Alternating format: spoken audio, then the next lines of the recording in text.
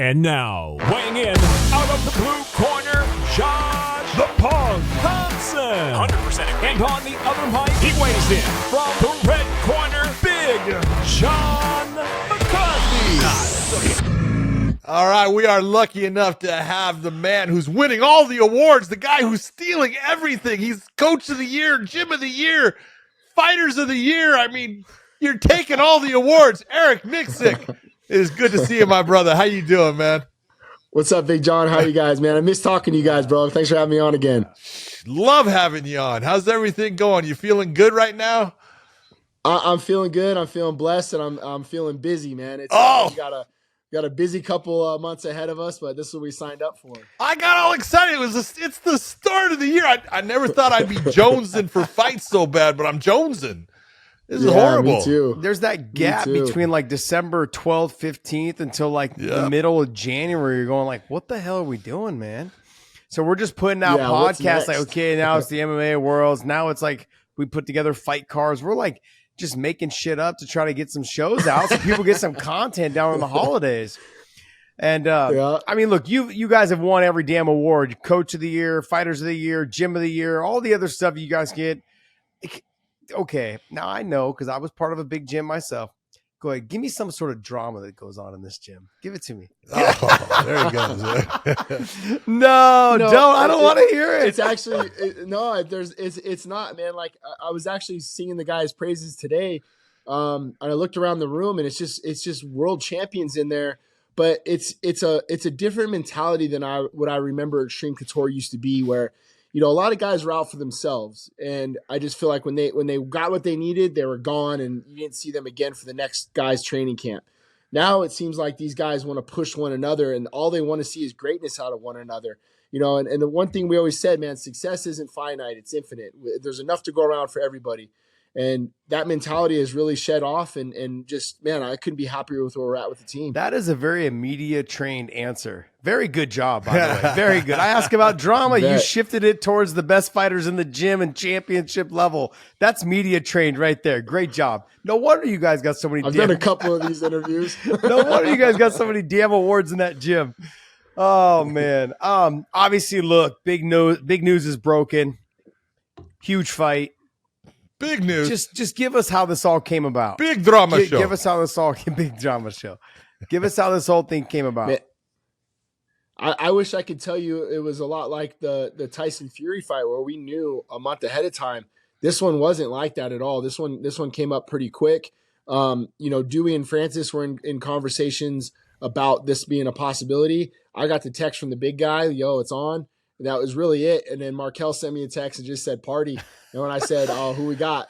And he said AJ, and I said, I just sent a dinner plate back. Yeah. That was it. Like, that's the depth of our conversations. We're like mercenaries now. Just send us the name and let's go execute it. That's awesome. Look, when I look at John and I talked about this last week when there was, on the last show, we were talking about this fight. I look at AJ as a little bit less of a threat than Tyson Fury because of the overall physical size and presence of Tyson Fury, the reach, the height, all those things where you can tell the way Tyson Fury fights, he wants to grapple, he wants to hold on you, he wants to hang on you. He wasn't, like John said, he wasn't able to do that with Francis because Francis's wrestling ability, his clinching ability, all those things from MMA that he has picked up along the years. Anthony Joshua won't have that same type of ability that Tyson's been able to use in his fights. How does Francis exploit Anthony Joshua more so than he does against someone like a Tyson Fury? Yeah, man, it's great. It's a great read on your part too, Josh. I think he's going to be there. I think he's going to be in the pocket for us. Whereas with Tyson, it was a lot of understanding the geography of the boxing ring and the angles that we wanted to try to create to where we can funnel him to limit Tyson Fury's movement. That's where he's so good. But if we can put him in a corner post, it limits the movements and limits the exits that he has. So that's where you saw a lot of our offense was when we get him backed up to the turnbuckles. Whereas I feel like with Joshua, he does have a ring ownership, but he's very plotty. He's going to stay kind of in the middle. He works behind his jab very, very well. I think that's something that we're going to have to look to try to exploit is the pull counters off the jab, how to occupy it, how to come over top of it.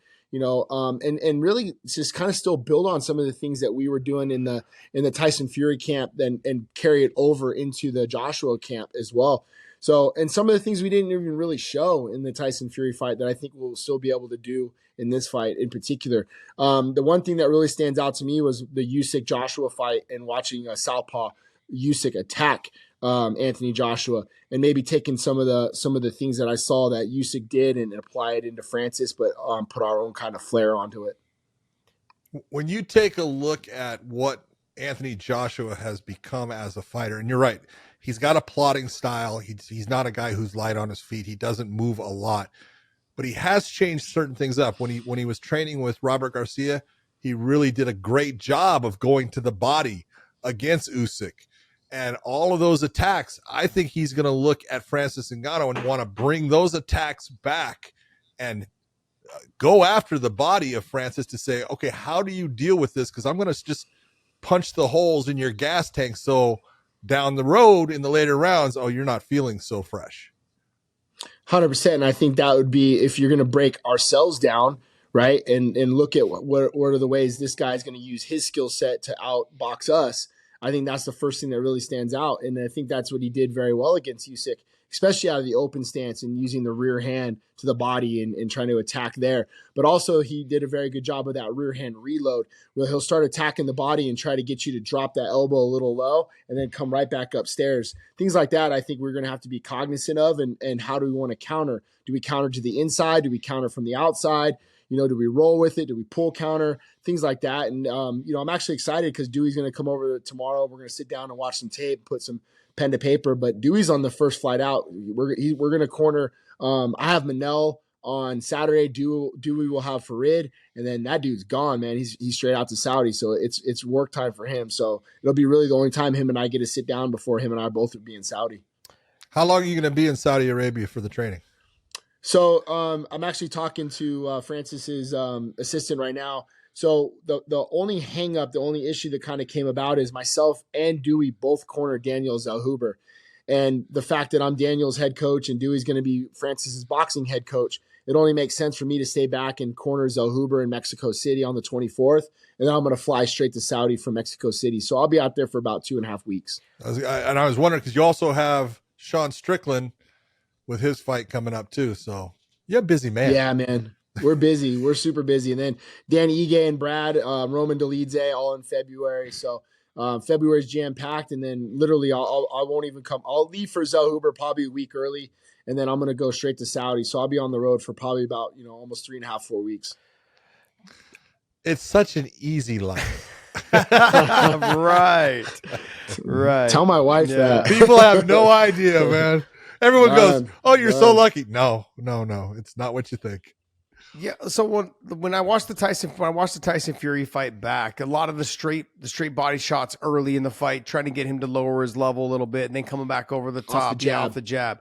So jabbing that body, making him kind of understand that that's going to still be coming. That's there. You're gonna have to keep that defense tight with the elbows, and then coming over the top with the bigger shots. Are you guys planning to switch stances quite a bit like you did in the Tyson Fury fight? Because when I look back at Francis Ngannou in that fight, his straight lefts, I feel like were kind of the moneymaker for him in that fight. Honestly, Josh, he's got a better straight left cross than he does a right cross, in my opinion. It's just, I think maybe because it's actually his jab hand and it's just coming from the rear side out of southpaw. I feel like it's straighter. I feel like it's faster holding pads for him when we get him over to the southpaw stance. It just has more of a snap to it. And obviously what happens when he's out of the right hand, we know what he does to people with that thing. Now, remember the concept a lot of times for us was to move him southpaw because we put the power hand forward, right? Almost a Bud Crawford style where it's your natural orthodox with your power hands up front. But when we were talking on the show last time with you guys, a lot of that was just to throw our left cross and be able to step over into an orthodox overhand, but disguise it, but hide it, and bring it from a different style. So I think really what we're going to have to look at is what data we collect from Joshua, what defensive holes he might be showing us from one stance or the other. But when you go back and just simplify and go to straight basics, when you go back and watch the Stipe fight, that's exactly what we're doing with that jab. Was one, we were trying to negate level change. We were going to try to jab his chest, so if he changed levels, it was going to stop his shot.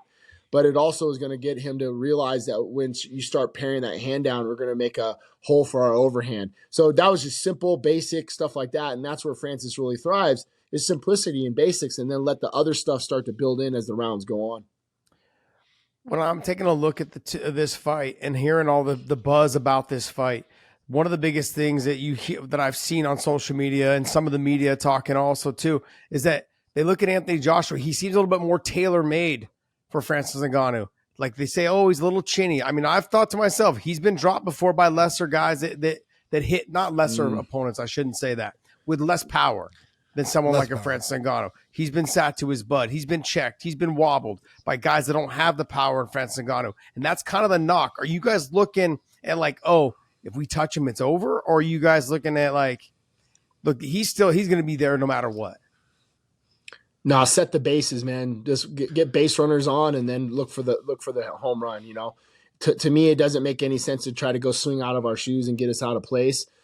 We can place punches where they need to belong, set the bases, and then, you know, with the power shots there, the big punches are there. They'll be there for Francis. That's the biggest thing I think is one of his best attributes, Josh, is his vision.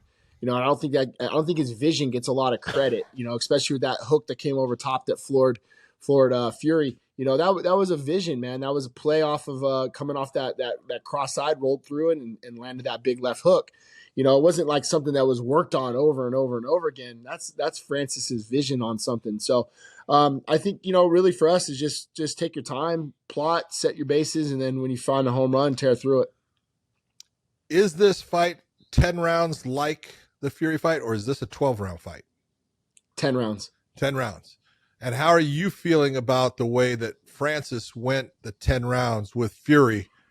Once you've done it, you kind of have an idea about it. It's that whole thing. It's like when you haven't done it, it's playing in the back of your mind. But once you've done it, you go, okay, I know where I'm at. And I know what I can do. You nailed it, John. Like, I feel like we lost the fight in 6 and 7. And we talked about that. And you know, and I said to Francis, like, he said to me, maybe coming to the stool on one of those rounds, he's like, I don't want to lose. I don't want to like blow my load. I don't want to, you know, mess up my gas tank. And then like in 8 and 9, I'm like, bro, your fucking gas tank is there. Like, now let's go. So I don't want to give rounds away, man. Like, I want to dominate fucking pillar to post and make this guy pay, you know, and I don't want there to be like, oh, that was a close fight or a split decision, man. Like, you know, our mentality, bros, we want to beat your ass from bell to bell. And I think Francis has the ability to do that and make a statement in this fight. When I look at Anthony Joshua, there's a couple things that I take away from some of his most recent fights, and is that he can be broken. Is that he's somebody that when you push on the gas pedal, he can wilt. You can make him wilt by touching him. You can make him wilt by, doesn't have to be hard. Just got to graze him and make him feel that I have combinations that are there. And as he starts to get hit, he starts to slow down, and his output drastically decreases. Slows down too. Yeah. And so everything kind of just starts becoming tailor-made for Francis Ngannou in this fight if he's able to land early and often in this fight. But in a 10-round fight, Anthony Joshua's mindset's got to be what? I can drag you into deeper waters and drown you. Because as you were saying, when I look at that last fight with Tyson Fury, round 6 and 7, he was afraid of getting tired. I don't want to run out. I don't want to run it out. Anthony Joshua's going to use that as leverage. So how do you make those changes from the last fight to this fight? Yeah, I think honestly, just the fact that you guys mentioned earlier, it's being there says a lot. Like, the unknown was worrisome. It's like, hey, let's throw this guy in the ocean and hopefully he can make it back to shore. And now he's made it back to shore, and he knows, like, hey, I have the gas tank. I'm able to do this. And I think kind of understanding that pace and that rhythm that he had to kind of deal with in the first few rounds of Fury, then getting into the deeper rounds or the mid rounds, and then later rounds when we're like, oh, dude, we can win this fight. Like, let's seal this thing up. And we saw what happened, man. Like, I get goosebumps thinking about that round 10, like going into round 10. Me and Dewey just on the stool with him, like, holy shit, dude, like, we're going to win this fucking fight. And he's like, yep, let's go. You know, there was no tire. There was no quit in him. But you're absolutely right. Josh is like, I feel like the experience alone, the anecdotal evidence is there for him now. He's been there. He knows how to you know, pace himself. But the biggest thing technically that I want to try to work on more, and Dewey and I will talk about, the thing that I noticed the most is like steal the combinations away by cheap jabs. And what I mean by that is like land a good 3-piece combination, right? And it's usually like that tit for tat. You land a combination, the next guy's going to try to go. There's a beat there in the middle where it's like, just stick a cheap jab right in the middle of his face and then restart the rhythm again. I feel like that's what Tyson did really, really well. And looking back at where we could be better is like steal a jab away and then the combination will go. And then boom, stick him with another jab and let the combination go. But that offbeat rhythm jab to me is something I would like to get better at. Not only in boxing, we've been doing it more and more in MMA, man. So been learning a lot from these guys. When you take a look at Joshua, what's made him successful a lot is his ability to be the bigger guy, to be a guy that can bully his opponents around. Even with Usyk, he bullied him around a lot. It's just that Usyk used good footwork to set up angles and to attack him. This is going to be a different story for him. People have no idea how big and strong Francis Ngannou is until you're around him. It's like, like I said, I have a picture of him standing behind me at an awards thing, and it's like he dwarfs me. And it's like he is an unbelievably large athlete, but he's so well conditioned, and he proved that he can go those 10 rounds. Are you going to have him just in that mindset, push him, push, and make it to where Joshua starts to fold? Because like Josh is saying, we look at him and go, he is a fighter that starts to wilt. Yeah. And what's the one thing that like we lean on so much in MMA? Cardio. Especially when you get into that cardio and that dirty boxing style, man. Heavy, sagging, making him work, making him pummel, beating him up on the inside, hanging on his legs, just make this dude tired to the point where any man that gets to that brink of exhaustion finds ways out, finds holes within his heart, I don't know if I want to be here, finds an excuse. And I think that's the thing that we have to lean heavy on is not necessarily the MMA side of things, but the MMA mindset. When you get in there and you can fucking put a pace on somebody, a wrestling style pace. You can't wrestle a guy, I get all that. But when I'm talking hanging and grabbing and moving them and shagging on them and everything else, it's a little brother versus big brother mentality. And Francis has that. Francis has that big brother mentality where we can wilt on this dude. For me, I feel like, the entrance into boxing for Francis, everything that he was my man of the year, but last year, my fighter of the year, I should say man of the year, fighter of the year. I keep saying that, but my fighter of the year last year, when we did our weighing-in awards, is because, he walked away from a lot of money, and what he knew was the UFC. And he knew that the money was on the table, $8 million to fight John Jones, a substantial amount of money going in, win or lose, whether he stayed with them or not. Took a chance on himself, went off, signed a great deal with the PFL, then fought Tyson Fury. I'm not into these gimmick fights is what we heard from Dana and other people, right? But the bottom line is he basically gambled on himself to be successful. And I had said leading up to this fight against Tyson Fury, if he sits him down, if he's able to rock him or put him down, he's paved his way in his career. That's it. He's making so much money. He's never even thought about making this much money. Now this fight comes up. And to me, I feel like this was the easier of the two fights in his first fight. Mm-hmm. If it would have been his first fight, I could see, because they don't know what to expect. And John said, they don't know how big he is. They don't know how explosive he is. They don't know how well he can fight in the clinch. They don't know how strong he is. They don't know any of those things. Then they get in there and they find out. And then all of a sudden, we're going to find out if he wilts. But all of those things being said, the honeymoon stage is over. This is now they're really coming down to the point where it's over now. In terms of he's a boxer now. There's nothing else. Mm-hmm. This is what he is. And I don't know if he's going to keep doing this, but what he did with Tyson, that was great and that was fun. But this person now in front of him is going to be really prepared for what he saw against Tyson Fury. And how are you guys approaching this fight mentally for him? Because in the first fight, it was a honeymoon stage. It was hey, this is great. Yeah. We're in here. This is great. This is where we want to be. Now, this is boxing. These guys are no, we're not taking him for granted. We're going to knock this guy out as best we can. We're going to try to make him a highlight reel. They're not taking the approach this is going to be an easy fight. How do you mentally prepare him? And I mean, and you nailed it. Now there's 10 rounds of footage that somebody could break down, and the unknown is not really as much as the unknown anymore with him. But honestly, I mean, I think we stay prepared the same way that we've always have, Josh. It's, man, we don't really listen to a lot of the hype and the buzz. It is what it is. It's done in the room. It's done in the gym. And it's done by each other. Like we don't, that's always been our mentality, man. We've always kind of had an underdog mentality role, even with Sean Strickland. You know, everybody counts us out until we get in there and we go do the job. And that's the way it should be. We don't deserve anything right now. We're 0-1 in boxing. But you're ranked number 10, buddy. You're 0-1 and ranked number 10, by the way. Yeah. But I mean, you know, you're right. The cat's out of the bag. People know and kind of know what to expect. But I think that leaves some more room for improvement on our end as a coaching staff on bettering some of the things that we've already started. And we have, in my opinion, one of the best athletes in the world. He makes us all look like great coaches. You know, we're all good, but I mean, he makes us look damn good, you know, because of his athleticism. So I think lean on his athleticism.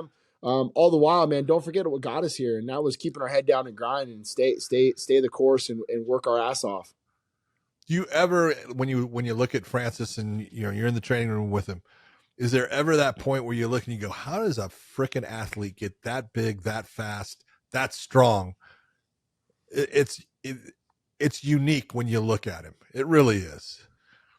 100%. You know, it's during the COVID time, it was so much fun just because it was like just me and him. And we go to the weight room and we go lift and we train, you know, and I'd have to grapple with him. I'd have to go pads with him. I have to go lift weights with him and everything else. But, you know, he's the goofiest guy on the weights. It's the funniest shit ever. Like, people ask, like, how much does he bench? He's like, he can't bench. He doesn't know how to bench. He's all over the place, you know? And then, yeah, it's so funny. So like, he's strong, he's powerful, but it's not like our style, our farm type strong. of weightlifting. Man. Farm Yeah, strong. man. Yeah, exactly. 100%. So, my dad, the first time my dad saw him, he's like, why is this guy doing anything but not playing 3-4 outside linebacker in the NFL? This guy's a specimen. He He'll be could. making millions of dollars. He'll be making millions of dollars. But I mean, that's the thing, man, is just a purebred athlete, you know, and you tell him to do something, he understands the concepts behind it, and he'll do it, and he'll do it well. You had put out an interview talking about what Francis paid you and how it was life-changing money. And I had seen, like, I think it was Cub Swanson. I saw one of his comments, and I brought light to it also on our show. And I said, you know, what people don't realize is that you guys put in so much time, travel away from your family, hours and hours, endless time at the gyms, you know, and developing relationships. That's the other thing. Going to sponsorship parties because you're part of the team, like doing all the dinners at the, you know, after weigh-ins. These are hours you're putting in. And to be recognized the way you're recognized right now by Francis, for him to be able to pay you what life-changing money, like you said, what you deserve. What is Tell it? him, Eric, it's what I deserve. But how much easier does it now make your job to say, hey, to your wife, to leave your kids and go, hey, I'm going to go to the gym now and work with Francis or work with Sean and work with so-and-so. Because now you see it, you feel it, you feel the appreciation. Does it make a difference?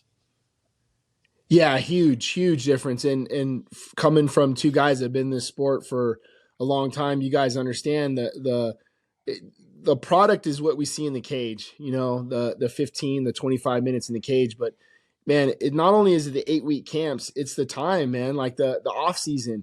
And when our phone never turns off, right? When Jeremy Kennedy calls me, it doesn't matter. I'm always coaching, you know, it's a lifestyle. It's a job of servitude. And I chose it for a reason and I love it, but it is always nice when your athletes reciprocate it back towards you, not only with love, but yes, monetary money and or monetarily and being paid for it. It takes a lot of the pressures off, man. Like, you know, even like, unfortunately, like Puna didn't get a win his last fight. So I took like maybe a tenth of what I usually get paid because I can help pay it forward to him, save a little bit more money, you know, because I had money from Francis. So, you know, it all works. There's a trickle down effect one way or another. And like Coach Follis would always say, you know, a rising tide raises all ships. And then, you know, Francis is the ship that's rising, and he's bringing everyone along with him. So trickle down economics works then. Is that what you're verifying right now? It works? Okay. I just want to make sure. I want to make sure I heard you correctly. Trickle down works. Got it. All right. Let's talk about another one of your pupils, I'm going to say, the man known as Sean Strickland, who is always in the media now. He is in the news. He is doing something, getting into fights at the UFC with DDP there. Hold it, Eric, you got to tell him, dude, don't fight when you're not getting paid. Yeah. Oh man. Yeah. I guess, he's about that life. You know what I mean? Like the whole thing went off and the first thing I wrote him, I just texted him like, did we win? he pulled the Gerard Godot. I don't know if you know what that means, but he bit him. Yeah. No, I heard. There's two sides of me or like, all right, I like that dog in you. And motherfucker talk shit. You want to go? And then I that same night I wrote him and I said, hey man, like just remember that this is what this guy wants. He wants us to fight him to his style of fight, which is chaotic. And bringing you out of your element because you want to try to kill this guy takes us out of our defensive standards and everything that we work so hard for. So I think when you saw that same exact fight that night, when you watch Leon Edwards fight Kobe Covington and take the emotion out of it after what was said and watch him dismantle that man for 5 rounds, I made that to a full point. Look what happened with Leon when he hurt him to the heart, right? Hurt him. That dude wanted to kill that motherfucker. But he didn't fight him that way. He fought him smart and fought him tactical, and that's the same approach we need to have on January 20th. You can't fight anger. Doesn't work. That's a great example of how to fight someone. And if you're going to pull that up, I mean that's perfect, Eric. I can't even think. That didn't even come to my mind of like, hey, this is how you need to approach this fight coming up. That's great. No one. Yeah, it was just great because it was the same night. It just was fresh. It was the same night. So it worked out perfect. I understand Coach of the Year. I get it. I get it. Look, with Sean, we've been trying to get him on the show. Maybe you could put in the good word for us, but I get it. He likes to do in-person stuff. But I see what he does now in terms of like the media. He likes to do in-person. He wants to be there sitting with you, have a more direct contact, it seems like. So I'm not going to hold it against him. I'm going to, when I do see him, I'm going to give him a little poke here and there. How do you see this fight being different than fighting someone like an Izzy? Izzy is slick on the feet, straight punches, moves a lot of switching of stances, whereas DDP just walks right forward, big shots, overhand rights. How do you approach someone, if you're Sean Strickland, how do you approach that? For us, I go back and I watch DDP when he fought Brad, right? And Brad fought him very, very well the first round, and then DDP broke Brad's nose, and the fight went the other way for us. DDP has been making incredible improvements since Brad's fight. I mean, that was only four fights ago, I believe. Yeah, 5. And he's gotten so much better since then, which tells me that he's starting to understand his game better and understands how to set things up better. And then you go watch him against Robert Whitaker, and he uses southpaw a lot more. Again, kind of taking a page out of what we did with Fury was he got his power hand forward, but used that quite a bit to get into his switch stances and step throughs and things like that. But ultimately ended up knocking Whitaker down with the lead power hand out of that southpaw side, sitting him down. So there's been two sides of approach to that. Is what do you want to do when this guy does blitz? What do you want to do when he comes forward? And how do you want to handle it? Is it pre-pocket or is it out like when he gets all the way to the inside? What I don't want is to get Sean leaning backwards. And when you start leaning backwards, you can only lean so far, and then that's where this guy ends up finding your chin. Because it's like looping punch, and he's kind of juggernaut forward. You start to lean, there's going to be a problem. Your chin's going to get exposed.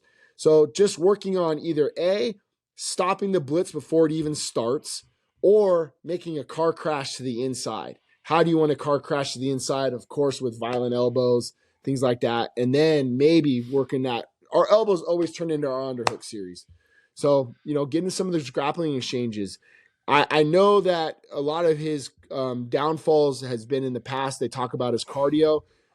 I don't really see that. I see a opening, meaning like he opens his mouth. He's a mouth breather. Maybe he has a problem breathing out of his nose. Francis breathes out of his mouth, right?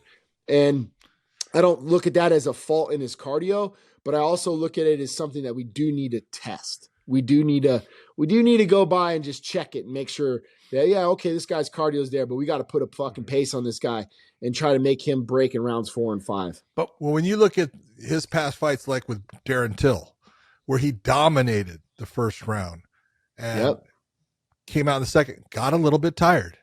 And you could see that he was tired in that. When you're looking at, your fighter in Sean Strickland, a guy who puts basically relentless pressure. Both guys are pressure fighters. Both guys come forward and usually make their opponent fight off their back foot. This is going to be interesting in who is able to establish that and make it happen in this fight. 100%. A lot of the same ideologies that happen in the Izzy fight are going to try to, we need to try to impose some of those same things as far as cage generalship goes, in trying to put him backed up so we have real estate behind us if we need to move, right? So try to force him into panic wrestle situations, try to get him into situations where he's going to open up big so we can see the freaking big power punches coming at us. And then really, how do you want to deal with it? I'm open to some grappling exchanges. I see Sean grapple with Ankalaev and the guys in the room, and he's very, very difficult to hold down, but he has a more of a scramble style to him that really favors us in a 5-round fight. Okay, we're going to go Granby. We're going to roll out. We're going to do this. We're going to run our own body lock series. We're going to run our own takedown. The guy's going to get up. And that shit's exhausting, as you guys know, man. It's that up-down training that I think that really is going to favor Sean when it comes down to a 25-minute fight. I think another reason why I will favor Sean is that Sean spent some of his career at 170 and now at 85, and then having obviously a ton of success at 85, being the champ. But fighting someone like DDP, he's huge for the weight. How do you combat someone who's that size and fight the very similar to the way that Sean fights? Is he fights that pressure. So what does he have to do? He wants to walk him down. He wants to make him tired. He wants to make him just miss his punches to make him even more tired. But how do you get away with not getting clipped in the process and then trying to bully the bigger guy? You nailed it, man. We have to be in and out. You have to make a big power puncher miss his punches and exhaust his energy. You have to. And then when you get on the inside, what else do you got to do? You got to make him pummel. You got to make him dig underhooks. You got to try to stay heavy on his arms. Get that blood flow in his arms. Make him shake his arms out in between rounds. I want to look over in round 2 and 3 and see those motherfuckers rubbing his arm and not his pecker. You know what I mean? So we gotta make sure that we make this guy work. We got to tax on him. Not only on the arms, Josh. We gotta chop his legs down. We got to make this guy hurt from the feet to the floor, man. And that's really it to me. We really have to attack this guy from his legs up to his body, make him pummel, make him work, be out of the way of the big stuff, take him down here and there, sprinkle in the wrestling, and really, man, make it a classy MMA fight. When you look at the Alex Pereira fight when Sean fought him, Sean was fighting with the Philly shell, and he would, like you said, he dipped his head back a little bit and kind of parried the punch and missed, got clipped, got dropped. He can't afford with this type of fight, though, with DDP. Very loopy shots, like you talked about earlier. He's got to make sure he stays tight with the Philly shell. But how do you get him not to lean back in that situation instead of maybe closing the distance and getting inside the hole to get rid of the loopy shot so he's not getting hit with the big shot? Is that what you're working on, or are you just working on dipping out the sides? Two folds. So half beat pulls, meaning bringing your front foot with you, rather than a lean or a rock step, the half beat pull. So both of my feet come with me, but it's just enough to just slide out of range, but I'm not getting overextended on my back foot, right? Which I think a lot of guys get, they're both good. They're both, they both work well, but what are we trying to accomplish here is bringing both of our feet with us rather than a lean out. And the other thing too is really been working a lot of the elbows to the inside and creating a car crash. What I mean by that is when a guy gets open and big loopy punches, okay, let's frame and come to the inside with some weapons. So when a guy does come moving forward, you don't really have to throw anything. His forward momentum is walking into these elbows, walking into these forearms, and those forearms naturally turn into our underhook series. So let's bang him up. Let's put cuts on his face when he goes to the corner. Let's make him wear some damage. Let the cut man come in and work on his face, I want to make this a great MMA fight from every little skill and tactic that we can find in this fight and try to dismantle this man. in watching DDP in all of his fights, the one thing that he's really shown, he is tough. He doesn't, he does not quit. He does not give in. He's always looking to come back and create more problems for you. When you're looking at Sean as a fighter, what is the one thing besides not getting angry in the fight? What's the one thing that you want to make sure that he stays away from when it comes to DDP, as far as if he hurts him or any of those things? Do you want him to take his time, or do you want him to go after him to try to finish him at that point? I think it's a good question, John, and I think it's kind of to the artist that's painting that picture at that moment. True. You know, I'm never going to tell a guy, like, there's no one better in there than in the moment than when they know what they feel and they see. I mean, I've had guys that went for it and it didn't work out. Right. I had guys that didn't go for it and we went, man, we should have gone for it in that moment. So I think just leaning on my athlete and knowing that when you see a hole, man, it's time to tear through it, or, you know, you want to get back to your stick, then let's get back to the jab work and everything else. It'll be interesting to see, because I think that really might need to be the approach, is when you find the kill shot, let's go put this dude away and let's go get the fight finished. But that might not be until rounds later in 4 and 5. Look, let's talk about your gym now. Well, not your gym, but the gym. Yeah, let's talk about at Couture's, Extreme Couture's. Give us the list of guys that you have and females that you have coming up right now. Not coming up, but coming up to fight. Oh, coming up to fight. So February. we got I have Manel Kape. Manel will be fighting on Saturday. He'll be fighting Mateus Nicolau. Now he's coming off of a loss to him. His last loss was to Nicolau. Yep. What is it that split decision? What is it that you guys want to do different in that fight? I think he needs to impose his will early, and honestly, like, don't be content on just thinking you're winning on the scorecard, you know. And you and I have known this for years, John. It's like one guy might be looking at something, and one guy might be seeing something else, man. Impose your will from bell to bell. Don't think that, like, oh, I'm going to let my foot off the gas pedal, especially not right now. You know, you're honestly, he's a fight or two away from getting an opportunity at the belt. Yep. So I think if he could fight this fight the way that I think Manel can, I think he can make this look good, and he's going to be right there in 2024. So don't let this just slip by the wayside. And because you like his last fight, I remember telling him in Australia, stay classy. You're better than this kid everywhere. Don't allow this to turn into a brawl. Just stay classy and keep winning the way you're going to win. And that's what I feel like we need to do on Saturday. Is just really outwork this guy. We just talked about this fight in depth on our full show.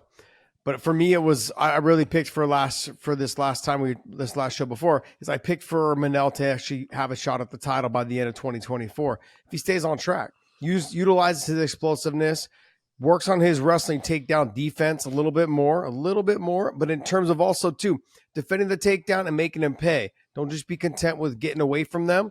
Okay, you got to make them pay for every time they try to get in. And also defend the takedown all the way to the point where you're out and away before you start trying to strike. Because he had several in their last fight. He had several opportunities to defend the takedown all the way to clear and then make him pay. But then as he was kind of defending, he started striking and then got taken down. So I saw those exchanges. Yeah, you're pretty good at this, Josh. So I saw these exchanges and I'm thinking to myself, man, like you just said, 1 or 2 more fights and I got him right there at the top with his explosiveness, his athleticism, man. He could be a reckon with, man. He could be someone to really deal with in those top 5s. We say wrestle 3 seconds longer than you think, redirect his belly button to a different direction. Love it. You know, get his belly button pointed another way and then you can go on your attacks. So I mean, you nailed it, bro. You absolutely nailed it. And he's been doing great at it. We've had some really great training partners in there that have been helping him a ton. So I'm looking forward to seeing the best Manel Kape come Saturday. It'll be good. So what do we got? We got Manel. Then we head out for Toronto. It'll be Strickland and Chris Curtis. Man, Chris Curtis, Johnny Eblin today. Fireworks. Fireworks, man. Fireworks. Pay-per-view. We could have sold that fight, bro. It was awesome. I'll tell you what. Isn't it amazing the fights you get to see that no one else is ever going to see, right? I'm just such a freaking fan of Johnny Eblin and what he brings to the table. I watched him spar Chris Curtis for 3 rounds, and then Johnny was so gracious to come over and give Sean the last 2. So he had Chris Curtis for basically for the hard 3 rounds, and then Sean the last 2 rounds. we get done, and you can ask Johnny. I swear to God, I said this to him right after. I said, hey, you might be top 5 in the world today, pound for pound. You might be top 5 in the world today. And what you're capable of doing right now at such a young, I said this to him. I said, I hope you don't take this as disrespect. You're a puppy. You're still a puppy in this game, bro. Like, you're starting to understand it better and better and better every time out. And it's a blessing just to be able to have you in the gym and watch you work. I think he's going to be one of the best mixed martial artists ever. John and I got to watch his maturity right in front of our eyes. You know, every time he stepped inside that cage, he got progressively just a tiny bit better. And then one day he just sometimes leaps and bounds. But then it was just one day. It was the confidence that backed him up. All of a sudden he's like, bro, this is coming so easy to me. You know, but he didn't take it for granted. I mean, I see him all the time posting videos, doing these like quirky little cheesy spin moves and like, you know, with the weights and the kettlebell movements. But guess what? It's all functional movement that you're going to use in a fight. And people want to criticize it, but guess what? It's all functional to fighting. And he understands that. But people will always criticize what they don't understand. That's right. That's what they're going to do. When I first came into this sport, I was a football coach and nobody thought I could do anything because they didn't understand what I was looking at. But it brought me a different perspective when I came into the game. Johnny has Nadi, the guy that he works with, you're talking about, the functional trainer guy. People are going to trash on that stuff because they don't understand why he's doing it, right? The reasons behind it. But when you watch his movements and the way he flows in the cage, I see what Nadi, his coach, is putting into him from an athletic standpoint and going, this is why this relationship works out well. And at the end of the day, man, as you know, Josh, it's all about the athlete, how he feels about the situation. That's what they believe in. The one thing, if you're going to watch Johnny Eblin, you go and you watch his last fight, the last round that he's fought. He had a cut that was going across his, his eye. It was going to stop the fight. He was going to lose his title. He had a vagina on his eye. He had like a fucking big ass vagina right there on his eye. He was able to go out and inflict what he wanted to do when he wanted to do it on a very good fighter and end that fight. And that's what when you're looking at someone as a fighter that's at that level, you're talking top 5 in the world pound for pound. It's guys that can do those things when they have to step on the gas and go, dude, they can go. And it's amazing to watch him. That fight, he amazed me how he went out there and just said, this is it. I'm done. I'm going to get rid of it. And he did it. He's the guy that you want the ball in the hands when there's 10 seconds left on the clock, taking the last shot. He's got that ability. He's got the charisma. He's got the confidence in himself. And furthermore, what I do really appreciate about more than anything that we're all saying is that there's no cockiness to him. It's a confidence about him. It's not an arrogance. He's the nicest guy you're ever going to meet. He speaks very well about everybody. And to be honest with you, man, I think he makes everybody else around him better. So it's a blessing. I got him here for a week, so I'm happy to have him. Yeah, what I love about him is that when I was watching him fight against Gegard, who I'm a big fan of Gegard. I've known Gegard for a long, long time, fought on same cards together forever. But in that fight, what I noticed with him is that even though he knew he was up almost every round going into that 5th round, he didn't take his foot off the gas. He kept it going. Nope. He didn't coast. He didn't cruise. He kept pushing, kept taking the action to Gegard. And then you saw something very similar in the first fight. You saw not in the first fight, but in the fight with Fabian. He was the filling out process. So there was so much trash talk between them. And even though Johnny is well-spoken and he doesn't talk a lot of trash, that fight seemed to get under his skin a little bit. And he wanted to make sure a little bit that he didn't take 100%. a loss, someone that he definitely didn't like. And then when he got cut, he changed his mentality right then and went after the fight, like John was saying. And got him out of there when he needed to, man. Amazing. Absolutely. You said amazing. on our last show, if there was one fighter that you would love to have and coach, it would be Johnny Eblin. That you're not coaching now. Yeah, right. Like it's more of a wavelength. And actually, Johnny and I talked about this today at practice. It's just more of a wavelength. Like, I guess like an offensive coordinator and a quarterback. You just have a connection where I see what he's seeing and he believes what I'm saying and vice versa. And you can just drop this thing in a 6th gear and you can floor it and we can go hard and fast, or we can just dial it down and do basic technical and get a win at the same standpoint. But honestly, I just feel like just his mindset is what really I gravitate to in his approach to the game. And I think there's a reason why this kid's a world champion where he's at right now in his career. Yeah, I mean, I'm hearing that his potential fight announcement will be coming soon, probably sometime in late February. And yeah, I think good for him. Good for him. It'll be a champion versus another champion. I'm gonna let them release. I'll let them release all the. I don't think so. I'll let them release the dates. Yeah. But I think it'll be great. It's gonna be a great setup. Good fight. I think it's a great fight. Good fight for him. Perfect fight. Yeah, agreed. Give us who else you have coming up. We got Roman Dolidze. He'll be first main event against Nasruddin Imanov. That will be February 3rd. We'll have Dan Ige, Lerone Murphy on February 10th. And then Brad Tavares will be fighting RoboCop on the same day. Good fight. Good fight there. That's a good fight. Mexico City will be Daniel Zellhuber. And then I'm catching the plane from Mexico to go straight to Riyadh and be out there with the big guy for the rest of the That's a short flight. You'll love it. Yes. Yeah. Hey, when you're flying first class, baby, it's all good. Oh, look at you, big dog. Give me hanging with the big dogs. That a baby. Yeah. Give me your love on Zellhuber. Tell me why. You love this kid. You think he's amazing. Tell me why. Student of the game, asks all the right questions and the questions you should ask, right, Josh? Like as a fighter and as a coach, if I tell him to do something, I should be able to explain the reasons why. And if he asks a question, you should be able to explain the reasons why so he understands and he grasps it. And I just feel like, all day long, it's like Kai Kamaka and myself and then Dan Ige and Jeremy Kennedy.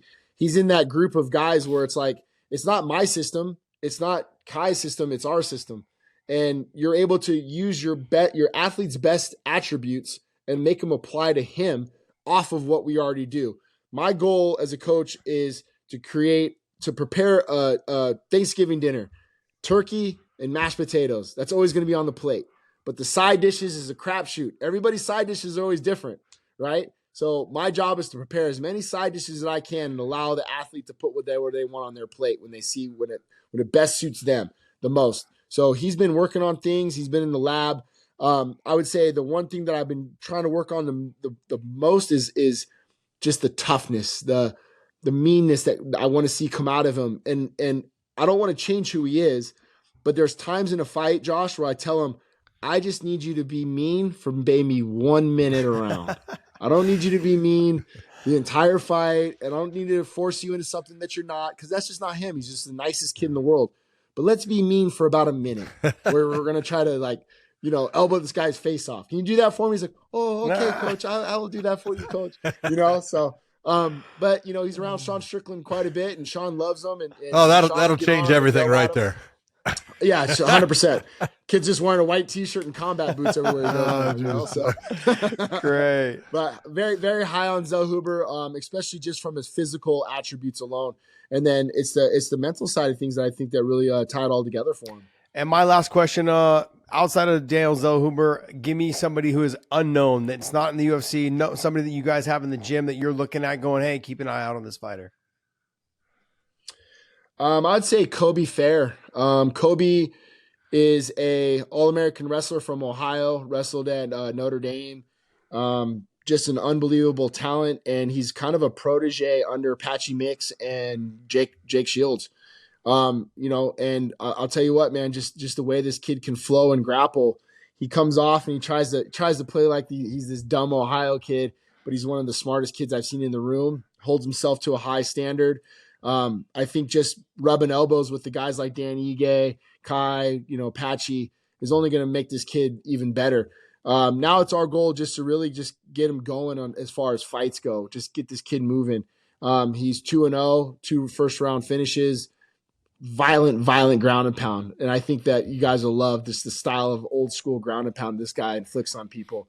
He was the guy that made us start that moniker, Make Ground and Pound Great Again, because that was our whole idea with him. Is just we really want to inflict pain on the ground, and then allow the submissions to present themselves after cutting a guy's face open. So that's our boy, man, Kobe Fair. He's a talent. I'd say definitely keep an eye on him. Can't be dumb and go to Notre Dame. I don't understand how that can even dumb enough. It doesn't matter if you're from Ohio.